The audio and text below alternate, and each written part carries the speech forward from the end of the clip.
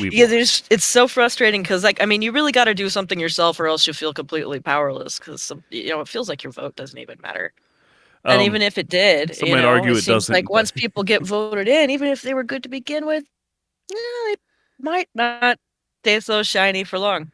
Right, power corrupts as it does. But anyway, let's dive into our cast. We'll start. We will. I guess I will read all the things in our who we are and what we're doing. Welcome to Montana Voices podcast. We are here with Miss Squeaky Von Snuggle. As always, we can say as always now. You're on the payroll. That's right. Here to stay. So previously we had Bryce read through the news consistently, and sometimes we edit that in, and we have the technology I could just push a button and we could play our intro.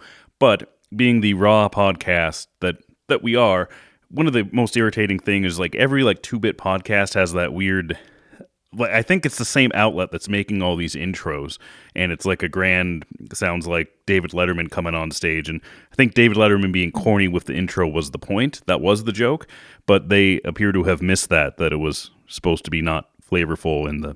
You're probably listening to this on your podcast platform of choice, except Spotify. So, of course, available on iTunes and Google Podcast and wherever fine podcasts are available.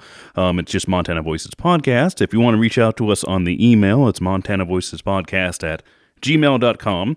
We do have our website where we host all of these things all on our own, montanavoicespodcast.com. We have a TikTok, Twitter, and YouTube, and all three of them are Montana Voices Podcast. Yes, this is Montana Voices. I kept Bryce on the payroll forever just to read that, but it turns out we're going to get to Bryce in a second because we had to let him go. The person responsible has been fired. We'll get into a recap of our old stuff, and we'll just very quickly, we'll mention in our last episode 2 of Season 3, we discussed the election results. They were still fresh at that time. Coronavirus's funds to fight crime was discussed. There's a Great Falls task force on crime. Cascade County is doing something with the stack, and there's going to be more developments, which we'll discuss in a second. A new congressional map for our new House seat. Clinton Pastor and the Pride issues. That's mentioned down earlier because there's new developments to it. And some about Montana Free Press. They also have a podcast. Or actually, they don't. They haven't had an episode in over a year, so they didn't quite have the stamina that we do. Indeed. Stamina. We'll start with our first line of business. Fortunately, sans a few special episodes, leaving on good terms, he's focusing on a different business venture. Bryce will no longer be with us. Bye, Bryce. See you later, Bryce. You don't sound sad about this at all, because you're well, I don't know. I got this sweet headset out of the deal. I don't know. I like this headset. I like this headset a lot. Yeah, broadcast quality stuff here for sure, but we have nothing but well wishes for him. We're leaving on good terms, but we're going into a more in-depth journalism eventually. We'll get there. There's truth in what we do, and I think that the idea of reporting news via podcast form is a new territory for podcasting in general. Other than just reading the news and discussing it after the fact, we'll make the news. Oh yes, sooner or later. Well, we could be. We could newsworthy. Then the news will report on us, and then we'll have to report on our opinions of that news. It could become an eternal feedback loop of news magic. Oh, isn't that what every creator does? Like, Mr. Beast goes on, he does some stuff, and then angers somebody else, and somebody makes a video about whatever he's doing. I don't know, who's another big guy on YouTube other than Mr. Beast? My favorite, Nikocado Avocado. He's going through this cycle of arguing with people. I think he learned it from Trisha Paytas. I watch too much of that stuff. They're fun. It's really fun to watch the drama. All drama, but all the time. But just going back and forth with the bickering to generate the views, you got to file. And YouTube tried to get away from that. I don't know if they thought it was too childish, but remember when you used to be able to reply in line? So. Oh man, yeah, like responding to videos, and they would show up in the either underneath or on the sidebar. Yeah. Like you could just be like, I'm gonna chime on this too. I'm gonna let you know exactly what I think.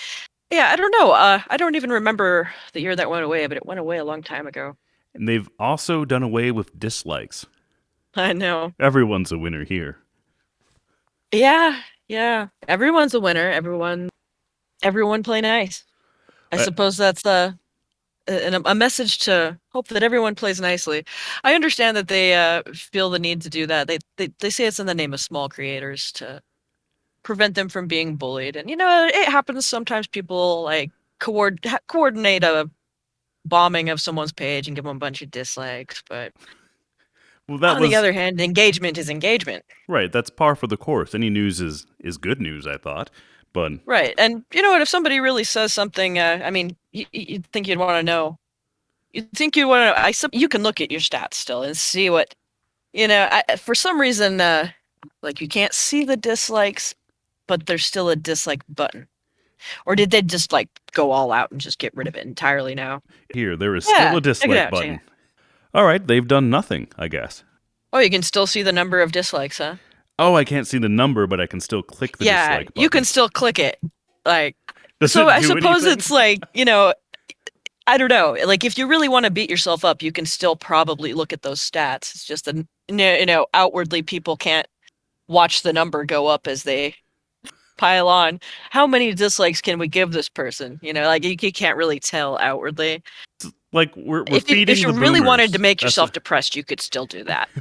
we're feeding the boomers because one of the complaints you hear all the time is participation trophies or whatever. But then you have to remind them. I was like, well, we weren't giving ourselves those trophies, so maybe you should look at yourself here first of all. Yeah, you're the generation of parents that decided that was a good idea. So That I don't get how you're the ones complaining.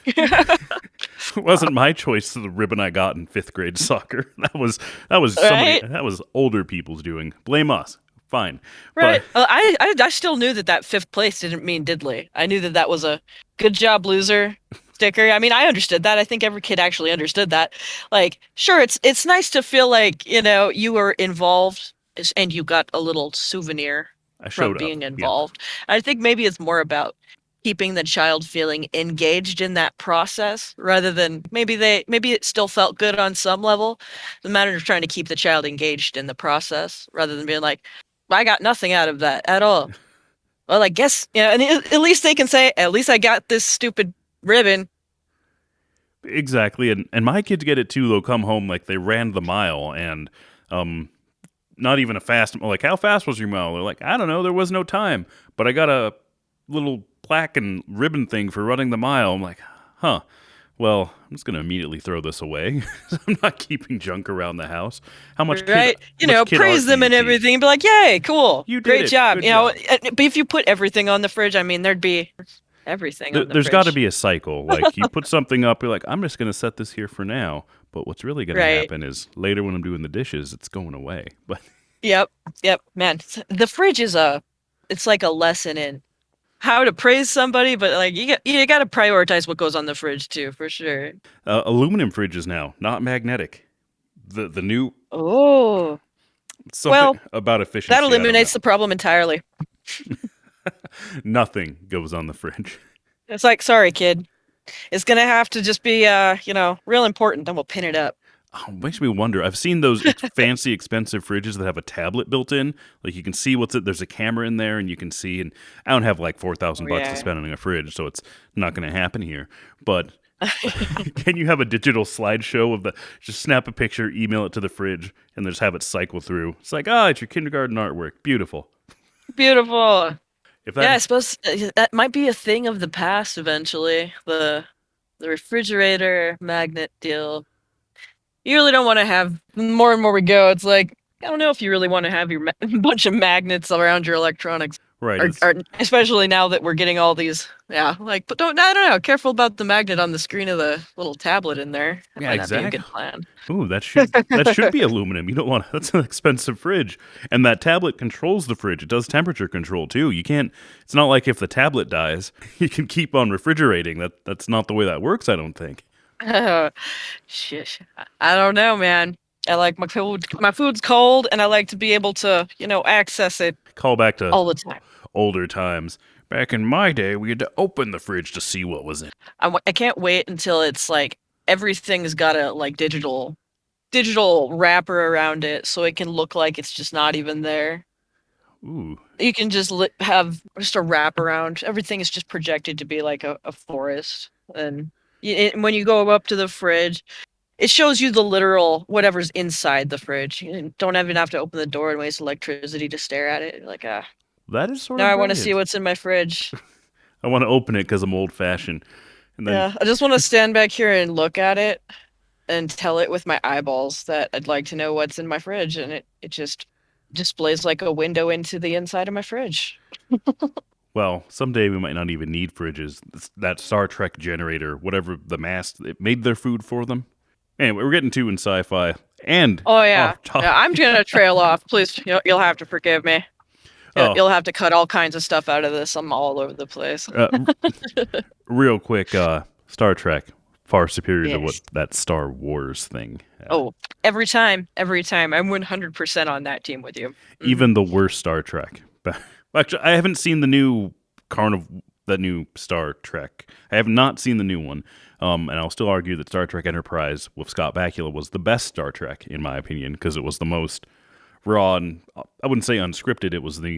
There was a lot of Star Trek like Next Generation was too perfect. Everything was we were Mhm. well developed then, but I think Enterprise of our first space foray was the testament of how humans and Americans work now, which is not very well. I always found them, every generation of it, it's always soothing for some reason.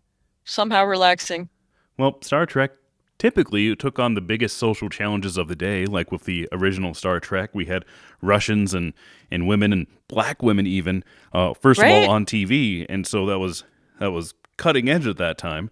Later on, Next Generation explores different cultural questions like Measure of a Man, where we had to figure out if Data was a person or not, and just complex, big questions like that. And what's always maybe I should watch the new one. What's the big questions that we're not facing in 2021 that I'm missing? I don't know.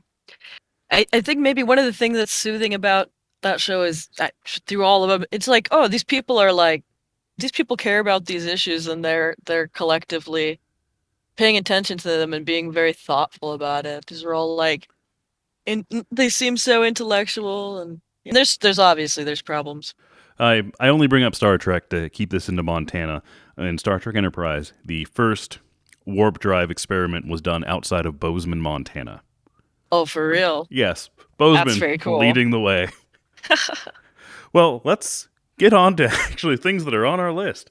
We're gonna Cool. we're gonna talk about films that neither of us have seen. By the time we had saw the news article on it, they were completely sold out of both showings, and I'm not even sure if I would have been able to go to begin with. But we did report on the Montana Film Festival, which was taking place at about a week ago. Started on the 20th, I believe, here in Missoula, and they had like some 100 films or something, and but it was all ticketed and I'm not. I assume they're doing standard COVID like half capacity protocol. So there's Hmm. no tickets available. They had made a second showing, but those tickets immediately sold out. So we're talking about a film about smallpox and shot entirely in Blackfoot on the Blackfoot Reservation. Soyi, am I? I'm not even sure if I'm saying it right. Su Yi. I feel like it maybe is Su Yi. It looks really cool. Sounds like the Pekuni tribe. That's what I'm seeing here. But yeah, Pekuni actors and Oh, some Pekuni yep actors. Yes. actors because I noted that there's like 50 there's fewer than 50 fluent Blackfoot speakers. We're talking about the Blackfeet, but the language is called the Blackfoot. Right. So it gets complex in Yeah. English. I have a hard time keeping that straight sometimes. But there's less than 50 people on the Blackfeet reservation that can speak Blackfoot fluently, and I certainly not many of them are actors, just being such a small group of them. And so Right. there were some Blackfeet actors, as far as I can tell, but many of them were not, and they actually had to learn the language. And it's not entirely clear, but as I read it, this film was shot two different times. Once in English, sort of as an A take, so not quality that's ready to be released for English speakers. I assume there's subtitles in the film also. That would be helpful. And then they overdubbed the English with the actual Blackfoot language and then trained these actors to speak it properly, which Wow. sounds like a tall order, in my opinion. Yeah, that's awesome. It would take some dedication. and a lot of work. I mean, I can't even Yeah. imagine.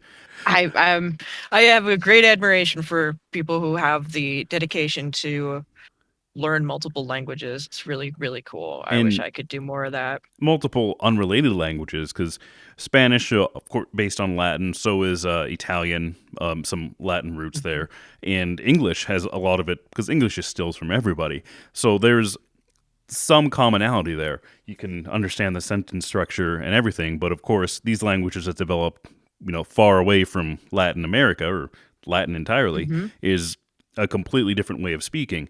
So the difficulty factor, I think, goes way, way up. And further difficult is there's less than 50 speakers of it. And also, there's Oh no my real, gosh. unless you go to high school in Browning, no one's teaching it. Yeah, and we have I think in this day and age we definitely have a great opportunity to help and preserve as much of that as we can. There's no reason we shouldn't be. As humanity, we should be trying to preserve languages all over the world. And if we can help, I would just love to see way more of this kind of thing. A wonderful vehicle for bringing that issue of entertainment. How times have changed because My gosh, what's the word? Assimilation. These assimilation processes that people tried to put everyone through. It just is ridiculous. Like I know I'm not supposed to say these things, but I really can't blame. Um, in a sense, I'm almost proud that people are reacting the way that they have been recently regarding these reform schools. They need to be held to account. Uh, absolutely. And we, it's hard for me to, gosh, I feel so strongly about it. I feel so strongly. It's not that I want anybody to light anything on fire, but I sure just can't blame them. absolutely. And the Canadians, I think, took it to a higher. We, as Americans, we would like to think that they did it much worse than we did. But I think our sins on this matter are not yet completely revealed down here. So stay tuned for Absolutely. whichever. Oh, I think that there's gonna come a time when it is a great, great shame what to everybody, when they find out what's gone up around up in this area. If you just listen to Native Americans in their own words, it's just atrocious. Well, with the smallpox Blackfoot movie, I'm not I'm not sure. I apologize if I'm just butchering that.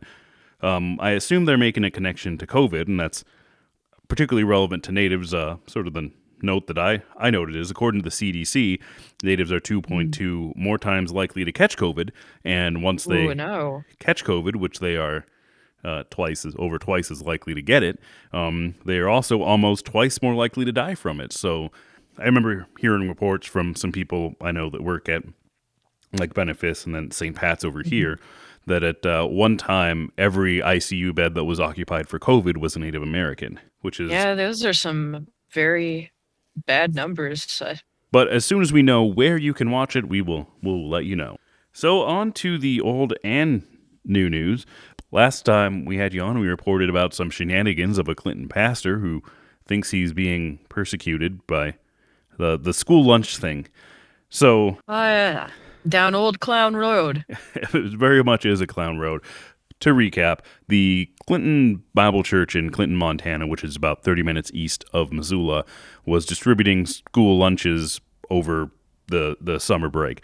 And it was like a food bank lunch food. There was a pride flyer in there. Further research showed that it was a pride coloring page. They had a coloring page. You could color it. Like, I don't even know if it was the word pride or something. Maybe they provided rainbow crayons. The Oh no! Oh no! Oh the no! the aggression of these food bank people. My goodness. Boldness. Yes. Those were the flyers he had an issue with. And then, of course, they decided to not partner with the food bank anymore. They provided their own school lunches. We don't know how good or how often those school lunches were because they did it on their own, but it seems like a non story. However, he's a realtor. I guess somebody made a complaint. The Montana or Missoula Realtor Association is investigating, and he's preemptively suing them for their investigation, which is yet to occur. It's set to occur like mid-December or something. He's not a racist, he says, or not a he's not not a bigot. Excuse me. They usually go hand in hand, so you Yeah, can't. it's one or the other. Yeah, so you can't blame me for getting them mixed up. But Right. to prove he's not a bigot, he brought in a bigot group to tell everybody he's not a bigot and to raise funds for his legal fees and whatever, because he's represented by the same lawyer that represents this actual hate speech group. To say he doesn't make hate speech, I don't know, he just wanted to show us what hate speech really was. Not certain what the logic was, but we are asking more questions. We've learned that this guy is also on the Clinton school board. And as far as a place to distribute meals, it seems to me that the school would be the best place to do that. I mean, the kids, there's much more things there. So he's on the school board, and then the school board decided to move the lunch distribution program to the church instead of the school. Like, the church is about a mile, like, tucked away towards the mountain. So it's there's nothing, it's way, way out of the way. Yeah, it sounds pretty inconvenient. Also, kind of lure the children to the church so they can be indoctrinated. I think that was Fed exactly food, the plan. with totally no strings attached to it whatsoever. It's not as if the church isn't doing a little bit of their own, spreading the good word of their own agenda. They just particularly crazy about looking out for if anybody else might be doing the same thing. I don't know. I find it so paranoid. So that's exactly what I think it is. He convinced the school board, or the school board. I don't know if anybody else on the school board also was a member of the church. That I could not tell you. But I can tell you that he is. The decision to move it seems very intentional. Like I said, the school is located in the middle of town where all the people live. Wouldn't the equivalent be like, oh, well, we're going to move all of this to the LGBTQ center, and instead Which of I would crosses be all over the place that completely you fine can't with. avoid looking at. Yeah, if we could all just, get along with each other. It's like, you guys got to recognize it. And then we got, let's see here, because it's like you can't go to a church without seeing church related content all around you. It's plastered everywhere. There's Bibles, there's crosses, there's pamphlets, there's summer camps, and I'm sure that they'd love for you to see that, and probably for all the good reasons in the world. If you guys can do that, what makes it so crazy and wrong for other groups who have the best of intentions, just like we are going to assume that you do? What's so wrong with that? It seems like projection to get so crazy upset about that. Well, it feels like a lot gets missed, because when I look at groups like this J.D. Hall guy, the group, and the Montana Daily Gazette people, and the God, Guns, Glory tour that they went on, whatever they called it, some variation of those words, always, those words, brought them all the way to Clinton, Montana. I can't say might be a godly person, probably thinks he has the best of intentions, but there's a lot that it's leaving out. If you listen to his sermons, yes, there's some biblical things being taught, but also they are spending an unproportionate amount of time on things about homosexuality. Because the Bible, that's in the Old Testament. Jesus never talked about homosexuality. It's like mentioned, I think just once or twice. And so there's a lot of time spent on this very small facet of, there's a lot of things that you consider sin, and they are ignoring 98% of them to make this their one pivotal issue. And I'm going to argue that it's because they're, in fact, not godly people, but they know what gets bigots going, and they knows what gets in their pocket and what gets them power. So that's Right. what I think the bend is. These are wolves in sheep clothing. You're being led by a false prophet who might mostly say biblically accurate things, but the focus is handling those gays, essentially. Right. Or some other interesting, very specific goal. It's crazy to me too, man. Everyone knows this is a hate group. The Montana Human Rights Foundation has them on the radar. Other organizations like LGBTQ organizations I know that I've talked with have them on the radar. So there's no doubt exactly what these guys are all about. If you had any doubt, you could Google the guy. He has a whole website where he tells you about it. At the very least, he puts it right out in your face, which is great. There's no questions about his beliefs. Given that, our sheriff, Jesse Slaughter, did photo ops with the guy and was like holding his pin and like his like sticker or something. Ew, This was that's before he that's switched to bad Republican. look. Jesse Slaughter, we discussed his switch. He was a Democrat and then switched to Republican because he was triggered by BLM. Really, that was the straw that broke the camel's back, huh? Yeah, well, specifically Ouch. one woman in Cascade County who is I guess you call her, we've had her on the cast before, but you call her a prominent Democrat, not the Hmm. Democrat and not currently elected Democrat. So made some statements about BLM, Antifa, and etc. And he went to the Democrats, to the party, and said, "Hey, you guys need to make a declaration about BLM and Antifa, how they're a terrorist group, Wow. or you need to distance yourself from this woman." The Democrats are like, yeah, we're not going to do either of those things, actually. Not issues affecting Montana at all, also. So he decided to jump parties and become a Republican, but given some of his views, it might appear obvious that he was 100% a Republican and only got in bed with the Democrats because he had no chance of winning a primary against, I think, John Edwards, the Republican sheriff who he beat out. So he had no chance of winning the primary against the incumbent sheriff, so he had to run as a Democrat, which he did, which seems, in hindsight, it seems obvious and brilliant move, I guess. Brilliant move. Got him into office. From the religion to the politics, so much of the stuff was about marketing yourself and where you can get the most support and flip-flopping on issues and switching to where the appeal is, and that's so depressing. But brilliant moves on his part in hindsight, I suppose. I mean, he's pretty young for a sheriff. He's, I think, He like is, yeah. 35. Yeah, that is pretty young. But of course, brilliant. He also went out during. I don't know if he did these after he was elected, but he had like the human trafficking seminars that he did at like the College of Technology over there, and at a number Yeah. of local churches. So that's Oh, at the local churches too, huh? Yeah, I attended one of those. I met him, and I didn't feel like it was organized very well.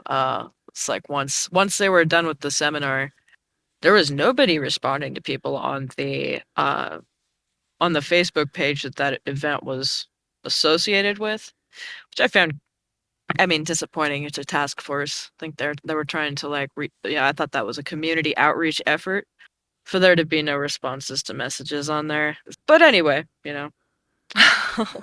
And if they have someone that young on their team, you'd think they would have a little bit better handle on something like that. There's at least one person there who's under the age of 40, so. well, these are good things, and I saw him at a church, and I met him afterwards, and he shook my hand and like talked to me like I went to high school with him, and I don't know, maybe Mm, I did. I'm who lost. knows? Is this guy on the football team with me? I can't remember, but I heard the seminar and like I understood that like it was probably still in its roots and like because Mhm. he like took an entire church service to do this. I heard a lot about statistics about people being trafficked and the numbers and etc. But Mhm.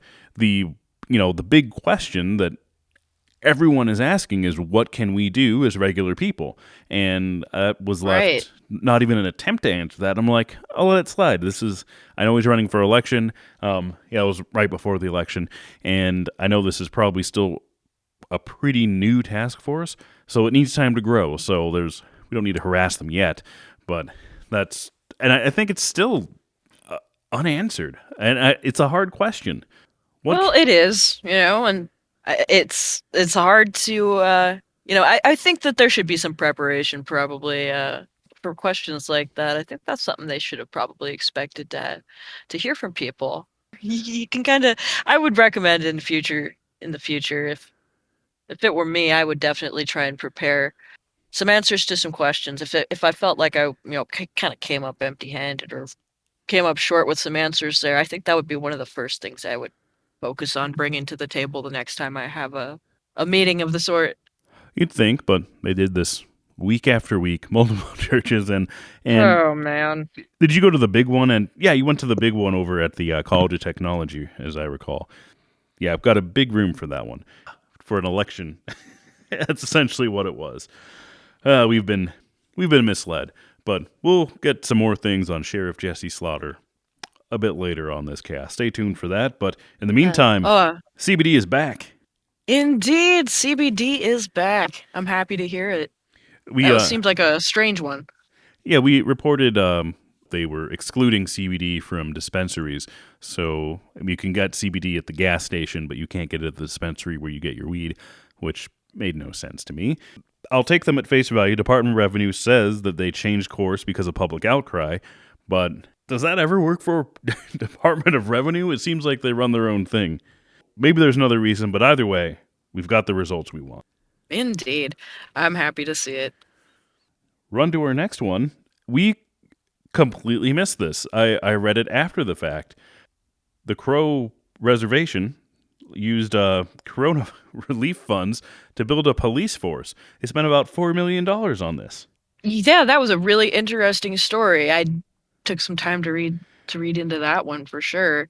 It Very interesting. It seems like a real shame that they couldn't be able to take control of that in their own community, because I know that there's so much frustration with the BIA.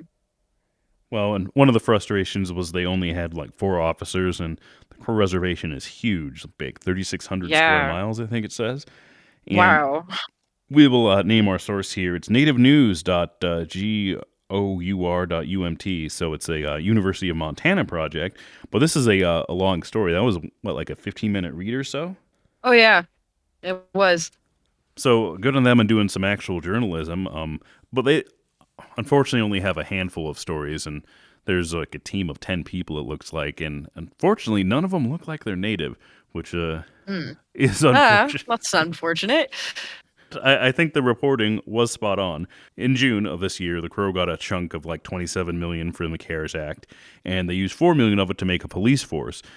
They've also since disbanded. They purchased some 15 police cars, from what I can see. They also hired a jiu-jitsu instructor out of Billings, who Yeah. I guess was a cop at some point, I guess. So he at least had some law enforcement experience, but it just looked so bad. It was like, wait, you hired a jiu-jitsu instructor? Is Joe Rogan in charge of this? I think Joe's into the Krav Maga. Oh, it's completely It's different. even more deadly. Oh, well, maybe they should have hired him. Gee. Right? He's Well, got to be bored out there in Texas. Part of the issue had to do with the way that the CARES money was appropriated, and it looks like it didn't go into a separate account the way it was supposed to. So that was definitely not helping their situation. well, there's I think a lot of things that doesn't help the Crow situation. There's a lot of obstacles, and they've been trying to build this police force for, I guess, a very long time to get rid of the BIA, who they say are ineffective at policing the reservation. And there's some, of course, huge concerns over there. They're right next to I-90, and I guess that's one of the big sources of trouble. Is things can come and go very quickly, but there's no enforcement there. Yeah, Does- including people. And we've got an epidemic of Native American women just disappearing all the time. And it's been ignored for so long. Uh, and this could have, if done properly, this could have helped to become preventing some of that, you would hope. So it's a real shame, and from that perspective, that this didn't work out. A lot of unfortunate. That ties back into another hard cast we did. I can't remember her name, but the gal who went missing over there, who turned up just like less than a mile away from the truck stop, or not Oh the rest wow. area that she went missing from. And we thought that there was a lot of unanswered questions there. No Anyway, kidding. here do we have more? Oh, the police cars are now sitting unused at the closed casino. Yeah. I know, but what a waste. And one of the things the article pointed out is currently there's no dump over on the reservation. So there's sort of an area where people have decided that should be the dump, and they had some pictures of that, which you would almost call poverty porn. I think if you take a picture of any dump, it's going to look Oh, like no that. kidding. Yeah, it's gonna be a problem. I feel like sometimes there's things that we see happening on the reservations in areas like that, but they kind of are kind of a canary in a coal mine type of situation. You can kind of see some of the problems that we're all gonna be facing these things eventually. considering some of these. Well, we're running out of landfill, but there's, we're trying to prevent people from creating more landfills because it's bad for the environment. But due to the pandemic and some of our, supply chain issues, we've been filling up those landfills way more quickly with all kinds of packing, packing supplies, things like that, that we've been needing to get things shipped to our homes. We eating, out of to-go containers. Now there's a shortage of to-go containers, but we have it, run out of landfills to dump trash in. Then we don't want to pay people for this, the service of processing it. We're starting to see breakdown in that. There's actually other countries that are seeing lots of problems with this too, but yes, it's not fair. Nobody should have to live in that. No, absolutely, and it's a problem we'll all be facing. I mean, landfills. Like think of the Missoula one. There's no space here. That's prime real estate to build on. But as you know, Missoula's out of space, and nobody can afford a home here. So No, that's happening all over Montana. for now, I'm waiting for this big winter. We are one big winter away from making a whole lot of people regret their decisions. So Yep, gonna freeze them out. It's gonna happen, man. They're gonna be like, "Wow, screw these roads. Goodbye." I joke, but Montana's big. There's room for people who want to enjoy this, but also there's not. So there's But we'll see who lasts longer in our bitter winters here. We'll see. We've done this before. many times.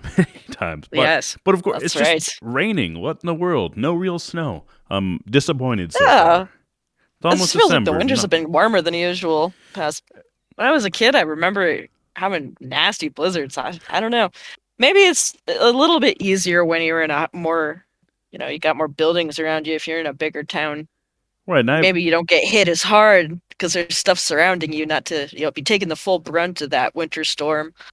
But man, when I was a kid, it was like you'd get buried. You couldn't leave your freaking car.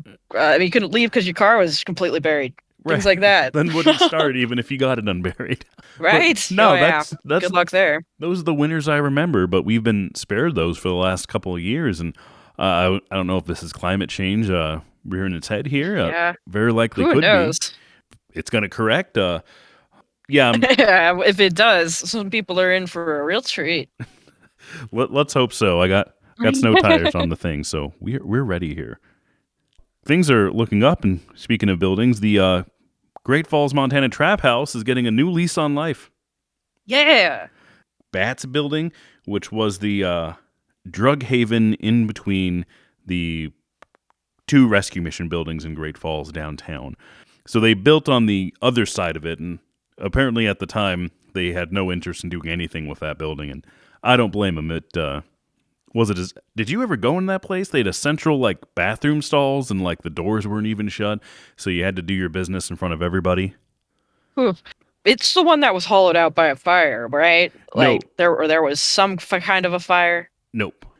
That's the public drug building. I know that there's It's a different I'm one. think I'm thinking of the block where the public drug used to be. Then Yeah. there's a bunch of stuff on top of it. Yep, nope, not that one. That one, Not that one. I That one's pretty bad off, huh? NeighborWorks is also trying to do something with that, or already did. I can't recall. I remember Oh, we okay. discussed Yeah, it that might be before. another separate project that's working on that. Yeah, so this one is a very, very crappy apartment buildings. Right out of high school, it was too awful for me to even consider renting. So I went to the apartments across from where NEW used to be, which were terrible apartments. My bathtub I lived was in there too, the Dunn Brown building. yeah, I think that's it. Yeah. Uh, Wow, you could hear all kinds of domestic disputes in there. lots of, including some of ours back in the day. But I just remember our bathtub, you couldn't sit there was no shower, it was just a bathtub. But you couldn't sit in the bathtub because apparently somebody had made meth in it, and the It was all corroded on the bottom. yeah, the ceramic was man. all gone, and it was just this rocky structure, so you would Ugh. you would have to squat in there and try to soap, and anyway, come from very humble roots, as you can tell. All right, both of us. Who knows? Who knows? I could have heard you screaming down the hall. I don't know. All this time before we ever formally met, hear each other's voices across the way. Probably. I mean, So I had before that looked at these awful apartments. There at the bottom was a weird mix. Like there was like this weird Bible almost cultish thing because all the time there was just a bunch of people sleeping in there. So not associated with the rescue Uh, mission, but there was like a Bible bookstore. But really, it was just like a hangout place. Like there was like you'd look in there and it was like it's set up for a shop, so it's got big windows on the bottom floor, and there's just people with sleeping bags, and there's people like passed out in the couch, and you're like some of these are like in a drug pass out phase, and well, I've been in a drug pass out at the Bats apartments before. no shame in the game. Didn't live there, but it was an awful place, awful place. Now that I'm looking at the second picture here, yeah, it's just kind of kitty corner from the rescue mission, isn't it? Yeah, or Yeah, I see it now. and also the rescue mission built on the other side of it as well. And then there's like I thought that was the women's shelter in that other area, Yeah, but I don't know. well, the women's shelter's across the street from it, Yeah. Okay. Yeah. Yeah. so I'm directionally challenged. You'll have to forgive me. I remember going there and like the like super whoever the guy was, he'd ask you some questions like, "What do you guys do?" And like you'd have to be like, "Oh, I'm just visiting my friend. Here's my friend. Here she is. We're just gonna visit." And he'd be like, and then he'd warn you. It was like, "I don't want any drugs or any trouble." I was like, "Oh, well, we're only Surely you would know nothing about that happening in your nothing. building. Well, I'm only here to do one of those things, sir." You can only do one thing at a time. Kids are crazy, man. Kids are crazy. Anywho, so the neighbor works in association with what's going to be renovating that into a affordable housing unit. So it's like a transition home. So Right. people that have been homeless want to get into one of 25 apartments. And I guess it's supposed to be transitional, but also supposed to have resources for mental, physical, and even employment services there. I'm curious. Because you can't add a bathroom. Like, imagine the cost of 25 apartments, putting a bathroom in every single one of them, because there's only a central unit there as it is now, and But it's gonna be very pricey. and I don't know if that's what they're going to do. But that's very. I'm glad that something good's happened with that because Great Falls has this. This would never happen in other places like Billings, Missoula. Buildings don't sit vacant like this. Like that doesn't happen. But the public drug building has been there going on a decade. It's completely hollowed out by fire. Yeah, I wish they'd do something with it. Like, I don't know. Said this about the other place that they were trying to work on, but it's like these buildings are empty. Um, and there's people like outside them sleeping in the alley. Like, either do something with them or like something like this makes sense, especially the location of this the Bads apartments. That location makes so much sense to do that there because a lot of those resources are very close by. Yep, absolutely. We talked about, of course, the rescue mission and the previous one, but I'm glad that NeighborWorks isn't explicitly a government agency. Interesting to see private organizations, step up where our governments are not really doing what I think is their responsibility. So I'm glad we can take it on this level. But of Me course, too. I'd like to see them do something. Yeah, the building's just sitting there. The same thing happened in Helena. There's sort of this drive-in motel. It's more of a kind of like a strip mall, so it takes up an entire city block over there. I think I've seen that place. I think I know what you're talking about. Kind of close to their little mall. Yeah, and it's all boarded up now and has skull and cross whatever signs all over it because it's full of asbestos apparently.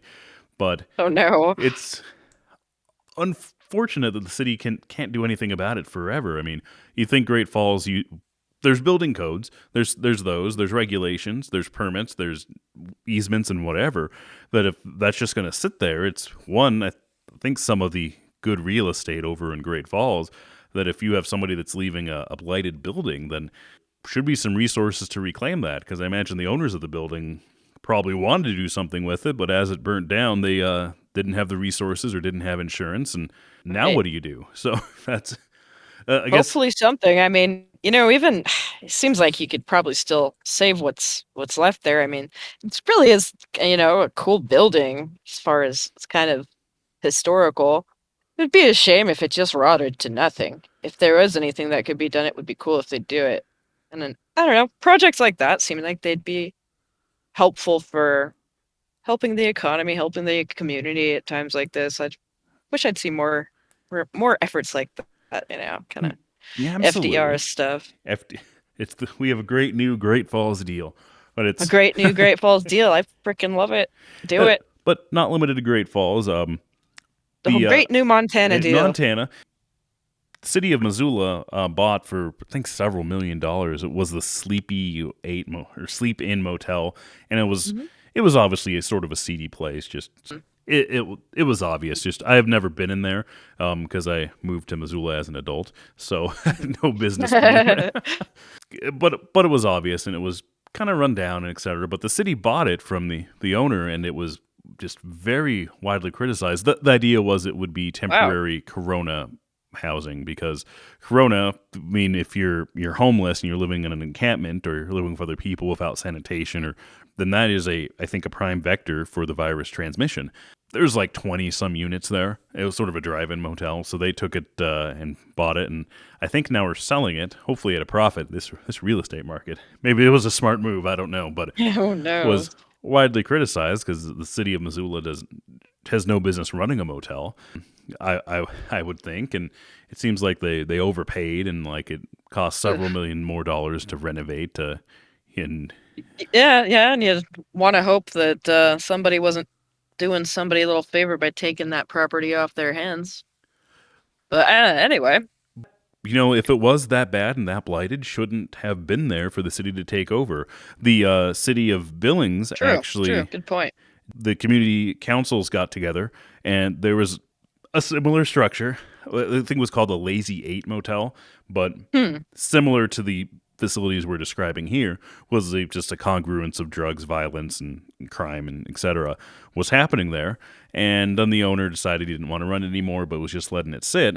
So the councils got together and they actually bought it at a great price from the guy because I guess you can't just take people's property, even if the landowner and landlord is abdicating their responsibility.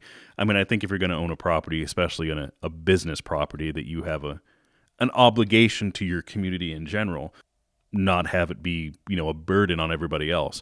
But apparently other people don't feel that way because we keep on ending up with, your hollowed, burnt out building downtown with, sleepy inn motels and then lazy eight motels and Billings.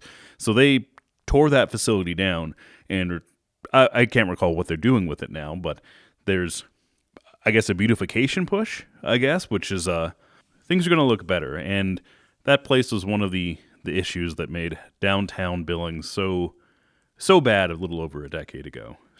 Gotta be mindful of the beautification versus gentrification. Yeah, I mean, I'm not sure what sort of concern it is to gentrify the Lazy Eight Motel. It was uh, the rats. Where are the rats gonna go? I'm just a joking. huge concern. Where are the bed bugs going to go? Yeah, there's earwigs to think of. Exactly. You expect the women to Yeah. work out of their vans? I don't think so. That Yeah, I mean, I don't was the know. truth. There's But certain things, something like that. I don't really see kind of a safety hazard at some point. And when you're talking about people's housing, it's different. But yeah, that hotel probably, if it is somebody's housing, they're probably safer elsewhere. yep. Well, things are looking up for downtown Billings.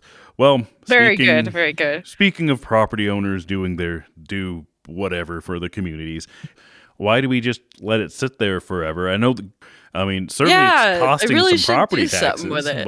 but they should. And I think if the owners aren't, that ought to be able to have some It way would be to cool buy if it there from was them. some kind of committee, some kind of public group that would be allowed to try and buy things like that and repurpose them for Ooh, the community. best I can do is a crime task force. I'm sorry. Man, Jesse.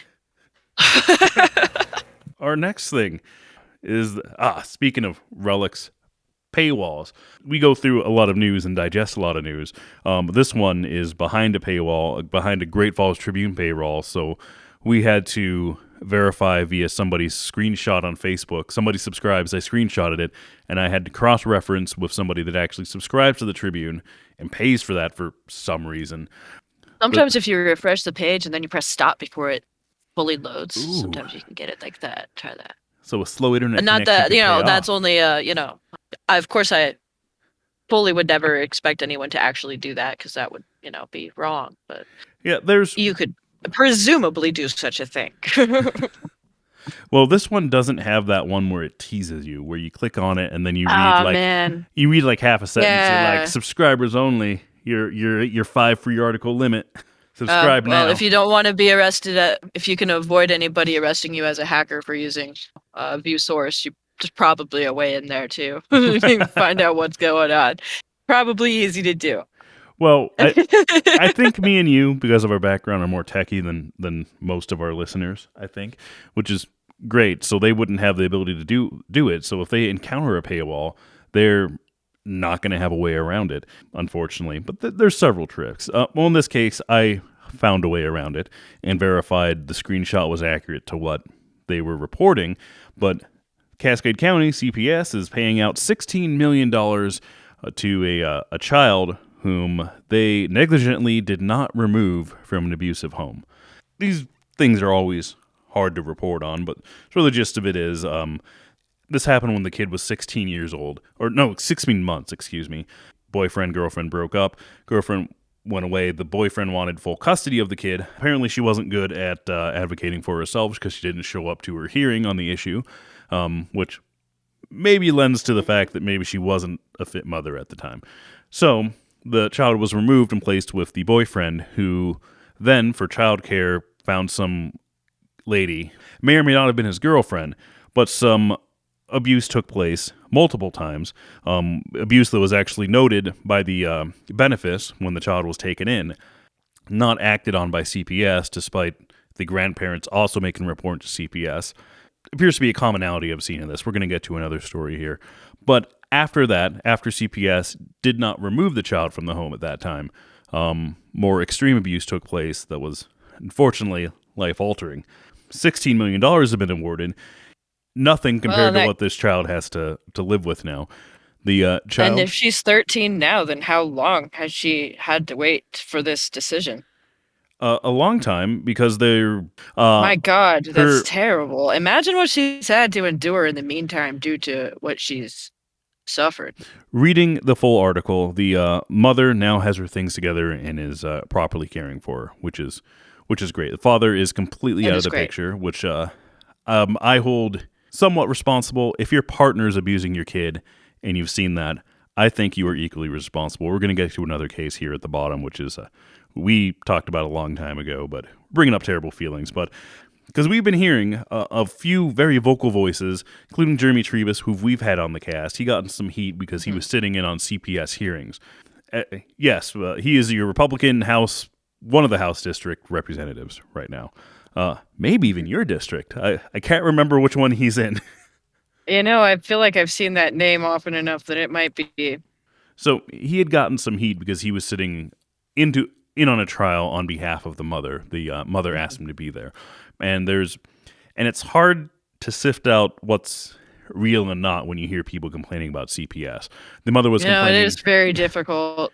innocent till proven guilty, but that's not always the case in CPS. And Hmm. I've heard stories from people that are like, well, they falsely removed kids from my home and placed them in foster care, and I had to fight and do all these hoops to get them back, even though I wasn't a negligent or abusive parent. So you hear stories like that, and perhaps we'll investigate and have some of those people on in the future. Yeah, It's and then hard there's to other cases where it's like that these people could get away with doing anything and nobody seems to care. It's very different stories sometimes. but either way, it involves CPS not doing what they're supposed to be doing, Yep. and not being a social services professional myself, it's hard to look in on these and know the challenges that. I mean, certainly it's a very difficult job, and also one that I don't think pays very well. So Nope. your place we're placing a lot of confidence in an agency that we are giving few tools to succeed. In this case, That's a big problem in a lot of programs. Uh, I would argue just and about it every sucks when you're social looking at program. something that's supposed to be protecting communities, and then you realize it's got no teeth at all, and it's there just to make you feel safe. But can it do anything to help? Like the city commission's crime task force. So I keep on. Sorry, it ties back to that. Oh, yes. But back to your last point, the mother has been back in the picture for a long time. But as far as how long the child has suffered and not had the proper resources, just now, the child is 13. Just now is this child getting into the Montana School for the Deaf and Blind over there in Great Falls. So there is a huge gap there from 16 months to 13 years that are where this child didn't have the resources available to assist her, which is infuriating, I think. Yes, it is. I think to anybody, it would be a heartbreaking story. Well, there's more heartbreak in CPS because more on No them kidding. with the same thing that happened. This was years ago. I mean, a lot of distrust with them. It's not mentioned in the article from the Tribune. Oh, what's the last name? The kid's name was October, and she was murdered by her mom's boyfriend. This happened after the child had their arm broke, or actually had multiple broken bones at the hands of this boyfriend, and the We're not removed. yes was not removed despite. And there's I have no relation to these people, but they're Lawless America, I think is what they're called. This is part of a longer documentary, but April Hall, who was the grandmother, is the one that found the child with broken bones, brought her to the ER, and then made a CPS report. But then, according to her, CPS said there was no cause to remove the child. And that child, there's a Facebook page from the Lawless America people which shows photos of the home that the child was in, and it's Mhm. all very awful that no objective person, if CPS was ever in that home, one, I think there's more liability to other people. And now I'm not suggesting we do witch hunts or anything, but in the case that if investigator saw this home and left the child in that home, I think there should be some liability there. I also definitely think there should be liability for the mother. A hard point to make. People are against that. Her child's bones were broken before this, and so she knew, which is why, I mean, guilty by inaction or irresponsibility. At the very least, that's a guilty by neglect, and maybe doesn't carry the Right. full life sentence that the abuser Hyssop is getting. But I think there's some liability there which should be enforced. There's got to be some level of personal responsibility involved in some of these cases. The agencies, the things that we have, the names that we give to things that are supposed to protect our most vulnerable are, like you say, oftentimes without teeth, without resources, and it's a hard spot to be. I want some accountability. I think we missed out on that, especially for the mother, and also Mhm. for if a CPS investigator went in there and saw the condition, they literally had red rum murder backwards on the door frame above the kid's, like the stairwell went down to this kid's basement bedroom. My God, that is insane. And the pictures that I saw of the place, even if there was no abuse taking place, it was bad enough that the child should have been removed, in my opinion. And if they saw Mm. that and left a child there, and even to the point, the grandma had the child after the bone breaking incident, so the grandma took the kid for like 5 days, and then CPS forcefully made her bring the child back to her mom Good Lord. under the threat of arrest. Because the grandma was fighting for the kid. According to her Mhm. reports, CPS has made no statements on this, and also the investigator now works for like aging services. Now she left CPS and is now in aging services. Based on her Yeah. reports, she was fighting to keep the kid. But CPS, under the threat of arrest, told her at one point, "You have 20 minutes to get the kid back to her mom, or the sheriff is going to take you and the kid away." Insanity. So if I think that's a tough spot. This is why no one wants to get involved. And that's what's so hard, you know? It's like, well, if you get involved, you might be the one who has somebody coming to take you to jail because you wanted to keep a child safe. Right now, I've heard this. I know a number of families that have fostered and that have had children that came from terrible situations, Mhm. and they say it's always heartbreaking when a kid goes back to their biological parents, and it's even more Right. heartbreaking when they know for a fact that the situation that got the kid into foster care has not changed. Right.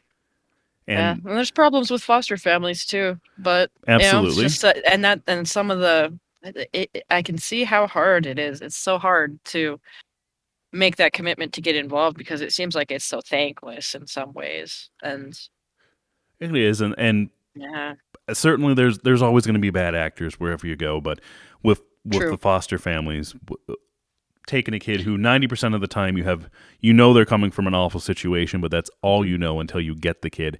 You can't there's because of medical privacy, they can't tell Right, you that and the how can kid you know whether or not you're really prepared for this particular right. situation? It can be a real, oh god, I could bet it's an adventure.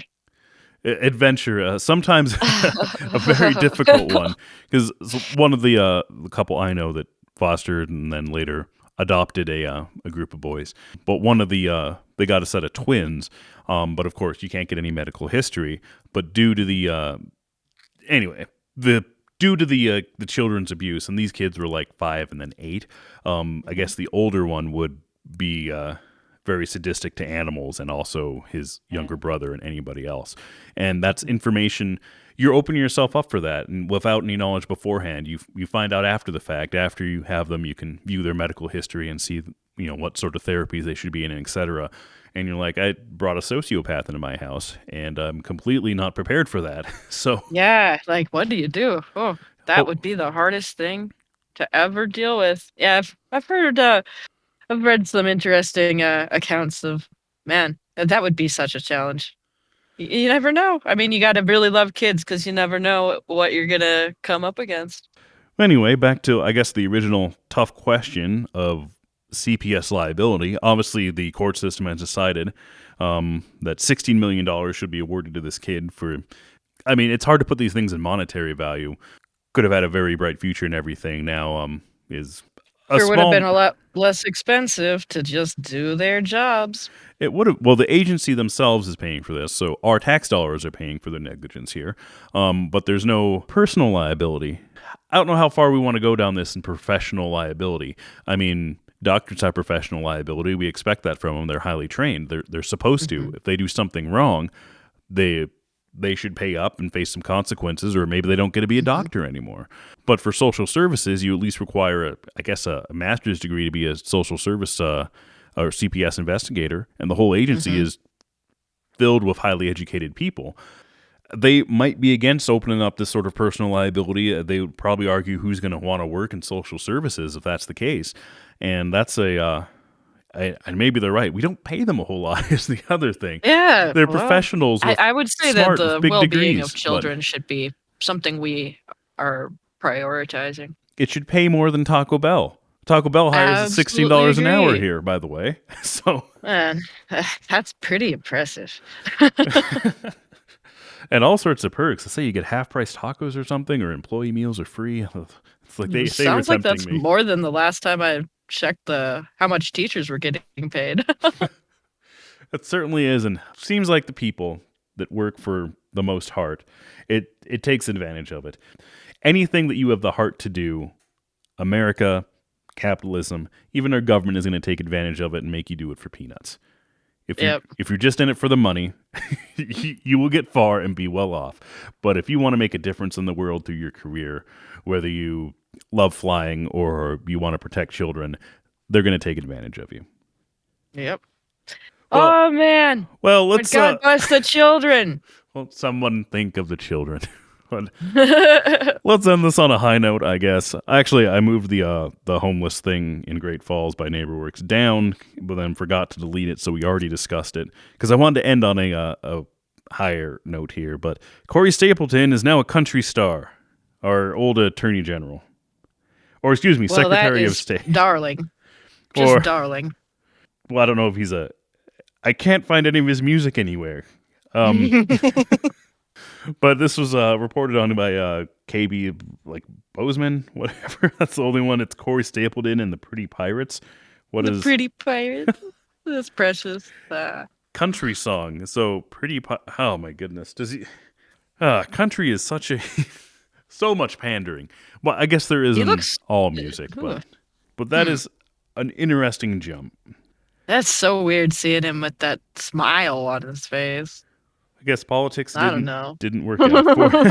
I know. It looks like he's sitting inside like a Hol- beehive or something there. just sitting there holding his guitar. So Yeah.